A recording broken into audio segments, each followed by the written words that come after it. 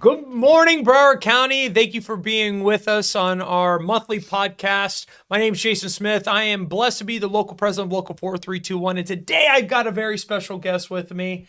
This is Dawn from the For Paul Foundation. Thanks for being with us. Thank you so much for inviting us. Absolutely. So, Dawn, I know a lot about you. I know a lot of different states and people definitely know a lot about you. But let's just go through the formality. Tell us a little bit about yourself. So the Fort Paul Foundation was started in 2017 after the line of duty death of my husband, paramedic Paul Besaw. He was killed by a drunk driver up in Jupiter, Florida. After we went through that tragedy, we knew that no other family should go through the same tragedy that we did, and at least have guidance and help along the way. And, in that process, we realized that there was a lot of needs that needed to be met for first responders and for EMS and for other, just EMS, dispatch, fire, you name it. And we just tried to fill the gap. There was a movie years ago called Robots. I don't know if you've ever seen it. It was Robin Williams was a voice. It was a really, really cute movie. And it was one of Paul's favorite movies. And the line in it was, see a need, fill a need. So that's kind of where we're at. We do, a lot of stuff with you guys whenever, you need some morale support. We try to go to some of the fire stations that are a little less loved and give them some lunches. I know we're doing the airport fire station that doesn't get a lot of community support, so we're going to bring them some lunch and some thank yous. We engage the children in the community, writing thank you cards to send to first responders all over. We did that with Surfside. We've also worked with State Rep Robin Bartleman on working on some legislation for first responders to try to make, lives easier and things better. So Dawn, you hit on something. So when this got established, your husband, and I've ran into plenty of people that he just absolutely spoke life and direction into their current being, and many now in fire rescue, many doing teaching and doing all types of stuff. I know he's very special.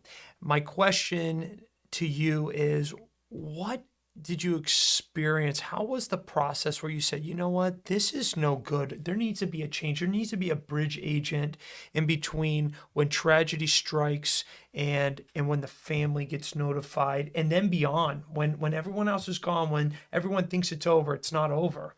Give me a little bit about that insight. So, as you know, Paul was private ambulance, so it's a lot different than, union. You don't have as much support as you guys, have.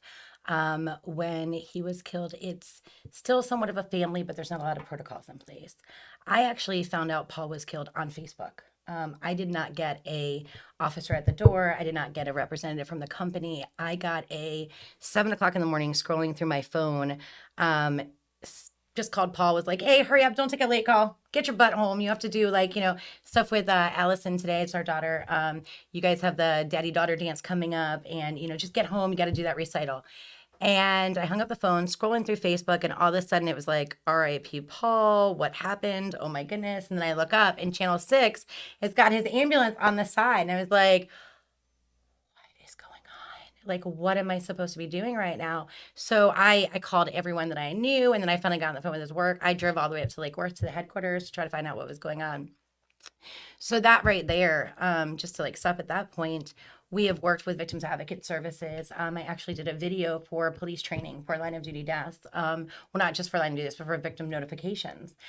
So we've worked in that aspect with the Victim Advocate Office to retrain police forces to do death notifications, because nobody should ever find out that their loved one was killed on Facebook or on the news.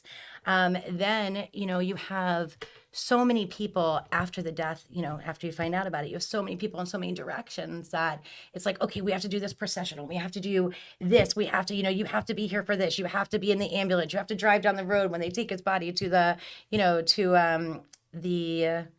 the funeral home. You have to be here. You have to do that. We're going to do this processional. And you have all these people pulling you and telling you what you have to do. And you're just like, I need a minute. Like, my husband just died. Like, I need to figure out what I'm doing. I don't have to be told where to go and what to do. I just want to sit in my room and lock my door. But, you can't do that because there's, a show that goes with a line of duty death. Sure. So, that's kind of, we want to be there for families that are going through that, because we want to be an ear. We want to be someone to talk to, someone that knows what they're going through. And also, maybe be a bridge between them and the company, or, the department that they're with, and just say, hey, listen, you know what, not today. Like, let's give her 2 hours. Let's do 2 hours, or what can I help you with? And that's kind of where we've done that in a couple of other in other states. We've like jumped in and been able to like help between the family and also the department, and just kind of been a person there for them. And then after the fact, when everybody leaves, because everyone tells you, if you need anything, just call us. We'll be there for you. We're gonna, we got it from here, brother. We got it from here, and some of them really do. Some of them are amazing. Some of them really do. And some of them, most of them, go away. So, 6 months or a year after, if it comes Christmas time and it's like time to hang Christmas lights, you're in your garage and it's like, I don't want to hang the Christmas lights, but you have, I have Allison who loves Christmas, who loves decorating Christmas. So, luckily I called a friend, they came over, they helped me hang the Christmas lights. So that's something that we do as well. We just sort of sent out a memo right around Christmas time to line of duty deaths. We're doing that this year, and saying, hey, if you need some help, let us know. If it's something simple as Christmas lights, if it's dinner, if it's toys, whatever it is, we want to be there for you. And it's not just Christmas. So that's kind of where we fill the gap. Once we learn of a line of duty death, we reach out to the department, we reach out to the company, and we just tell them who we are, tell them what we can do. We try to get a contact with the family. If we can't, we write a letter first. As soon as it happens, then we wait a month, write another letter just to tell them who we are, because you're so inundated with everything, you don't know. Sure. And then 6 months in a year, we still just write a letter and just say, hey, we're here. And we've had people a year and a half out that call us up and they're like, hey, we've been meaning to call you. It's just busy, but do you think you can help us with Susie's dance lessons? And, the money's run out, and my daughter danced and I really don't want to take that away from her. Can you help us? We can do that. We can help with baseball. We can help with dance. We can help with all of that stuff. So Yeah, your organization has been pretty amazing. I've been pretty afforded to see the outreach that you all did for our organization during the pandemic.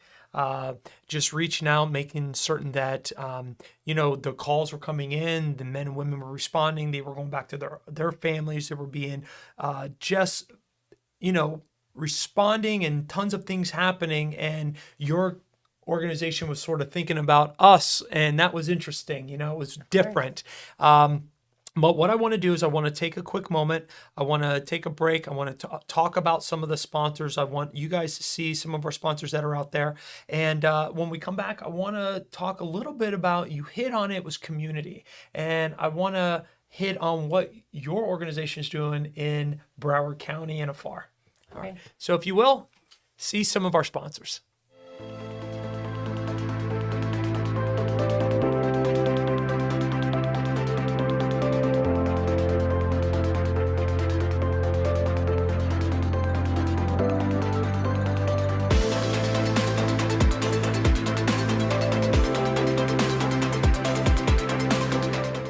Welcome back. I'm here with Dawn from the For Paul Foundation. It's great to have you.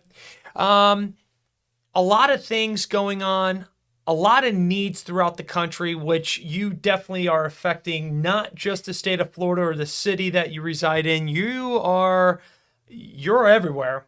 Let's talk about the community.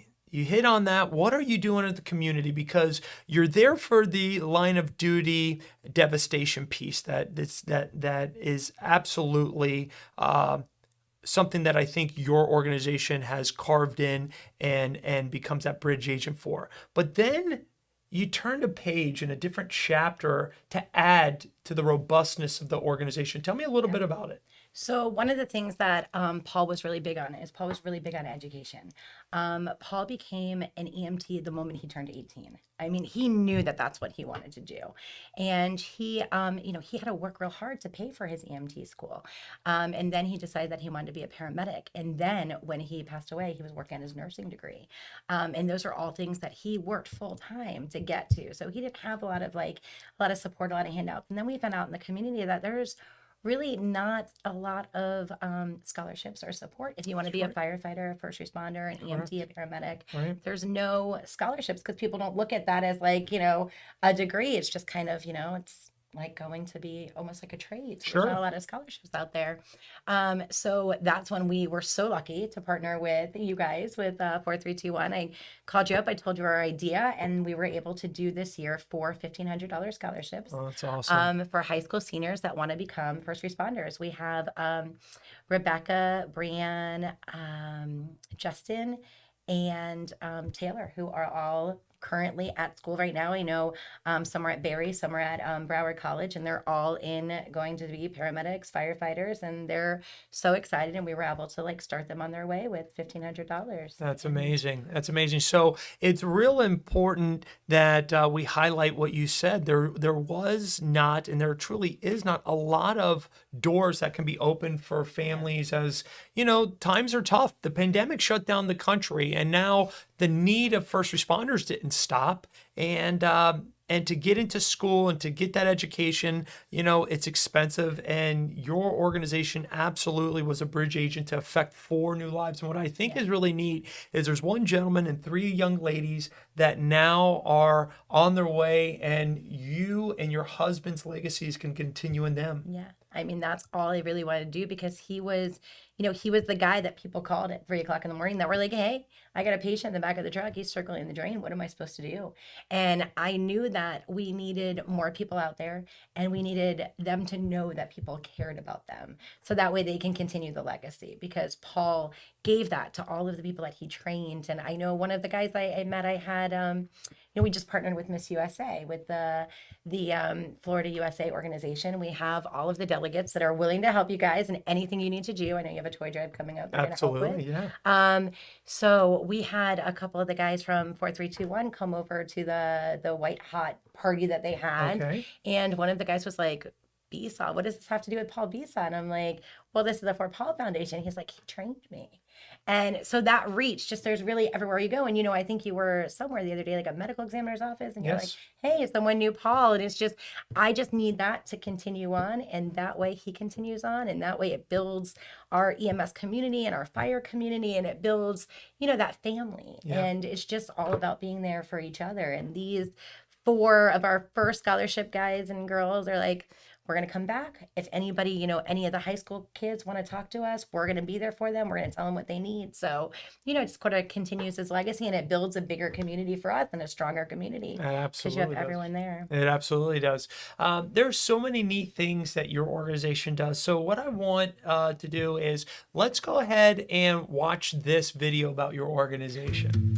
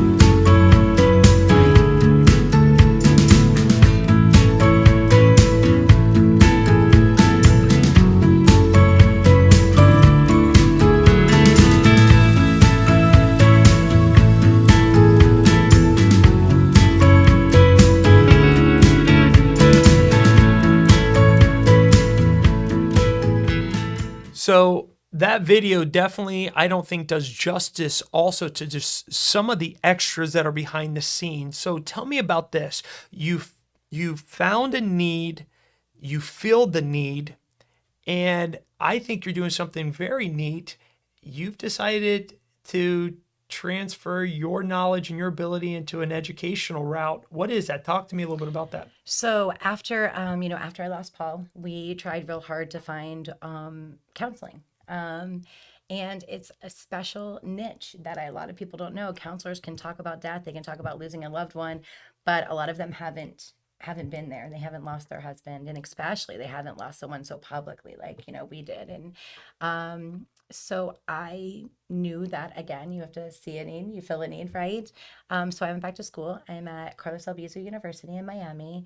I am in graduate school. I am working on my master's. I actually start practicum next semester. So I will start seeing patients, and we're going to start working with patients that have suffered trauma and PTSD, working with the fire community, working with EMS and line of duty deaf families. So we're going to bring that full circle, because I feel like I definitely could go and help now, but now I'm going to have the accreditation and the schooling and everything behind me so I can make a bigger difference. Oh my gosh. There's no absolute way to say you will absolutely be able to make a difference. 2022 around the corner, sort of knocking on the door. What is the big plans? What do you see happening at the For Paul Foundation? So we are getting bigger and bigger. I mean, we just started with, hey, let's do a dinner, right? That's what we started. And my friend, Anthony has a restaurant, and he was like, oh, I'll give food. And What restaurant? Who's Anthony? Talk to me so about this amazing friend. Anthony at Antonio's in Davie. You've been there Oh, because I I've have. coordinated food to be picked up. Yes. He will kill me if he hears this, because he never wants any recognition whatsoever.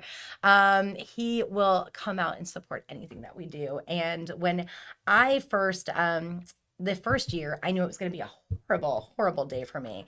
And so it's like, if I can make other people smile and I can make them happy, it might make me smile. So it was pure selfish why I started doing all of this. I was like, if I can make other people happy, I'll be happy. And so I called Anthony. I was like, hey, I just think I want to feed some people, maybe feed some homeless people. He's like, Dawn, why are you feeding homeless people? Why are you not feeding first responders? And I'm like, you know what? You're right. You're totally right. Why are we not doing this?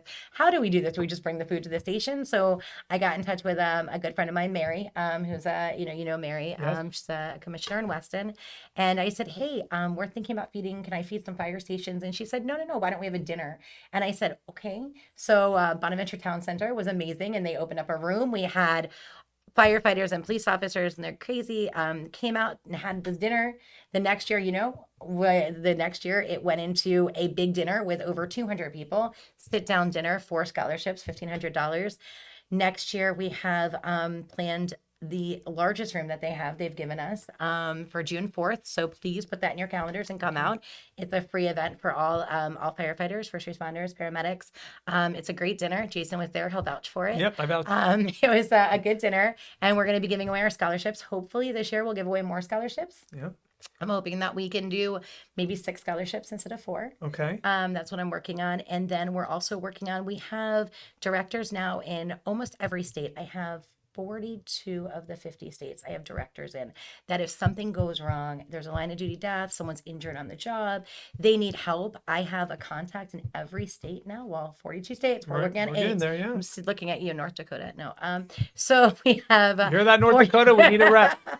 So we have, directors, and we just want to be there for the line of duty deaf families. We were, luckily enough, we were at the EMS Memorial this year. We hope to go back next year and be there to support them and support the line of duty deaf families there. We're just growing and trying to make a difference. That's all there's all no we're doing. question you guys are making a difference. So in order to make a difference, first of all, there has to be a desire to reach. And you and your board is amazing. So the team that you've surrounded yourself with, that is a part of your executive board, what a great group you have. What a great group. And so with that group, their desire's there, the focus is there, the ability is there. And now it then turns into, how do we facilitate getting additional community members opportunity? Well, it turns into what donations and what type of venues and sponsorships that come around. So I'm sure there's plenty people out there that were saying, how do I partner with the For Paul? I want to give. I want to be a part. I want to send some of my financial legacy to the next generation to move forward. How do they do that, Dawn? So they can reach out to me on my cell phone. I will always answer my phone Give them anytime of the day. give them your number. It's 954-540-0268. You can also go on our website, the4paulfoundation.org. Okay. You can donate there as well. And we have a lot of events coming up that we could use sponsors for, and we could use, we do raffles, at the dinner. If it's something as simple as like a gift card to your restaurant, we'd love to promote your business as being one that does support the first responder and the EMS community. We would love to have you, and we can give you like a little sponsorship on our website and talk about you and tell everyone how great you are and how you support fire and EMS. Sure. And we would love to do that. Yeah, no, it's wonderful. All I can say is, wow. There's a lot of things that happen in one's life, and to take it and then to bring it to the level that you have done is absolutely amazing. Tell us, what is Allison want to be when she grows up? So my daughter, Allison, is 10, and she, for the longest time, wanted to be a surgeon. Her and Paul, he was in nursing school when she was 5, and they would work on the flashcards together, and she knew all about the human body from head to toe before. Well, I don't even know some of the body parts that she knows and some of the organs. But she has changed her mind now because of the tragedy. She said, I don't ever want to tell anyone that their family member is dead, that I wasn't able to save them. So I really would like to be a medical examiner. Wow. So starting at age 7, she has now wanted to be a medical examiner. She bugs everyone about it. I know Jason has been asked numerous times if he can get her a walkthrough or a tour of the morgue. Yeah. She really wants to get in there. Yes. And she's a fascinating, she's just an amazing child. Yes. I mean, for everything that she's been with, she comes out to all of our events, and she helps out as well. Absolutely. She had started her own little thing with children that she was working on with animals and kids called Hand to Paw. And, we're trying to help you guys with the therapy dog so we can, roll that in. And that's a big thing that Allison is involved in. She really wants to see that happen. So, medical examiner it is. It's neat. Not my cup of tea, but, she is guess she definitely an doesn't have enamoring to child. worry about anybody talking back to her. Well, what I want to say is, for the listeners and viewers out there is a lot of opportunity to partner. And when you're partnering, you're not just reaching your local community, you're really expanding across the complete country with the 4Paul Foundation. We appreciate you immensely. I know that the Surfside organization, when you went down there with your feeding everyone like you guys 3 o'clock did. in the morning. 3 in the morning. Yeah. I mean, just the outreach is amazing, and there doesn't seem to be a no in the staff's verbiage. It's, hey, we got this. Okay, we'll make it happen. And saying that, you all make it happen. Reach out to the 4Paul Foundation or Dawn, and we appreciate you. Thank you for being with us. Oh my gosh, thank you, Jason. We would not be where we were if it wasn't for Local 4321, and especially for you. No, you guys are awesome. Wouldn't be there. We're glad to partner with you and your team. Broward County, stay strong. Have an outstanding day. Bye-bye.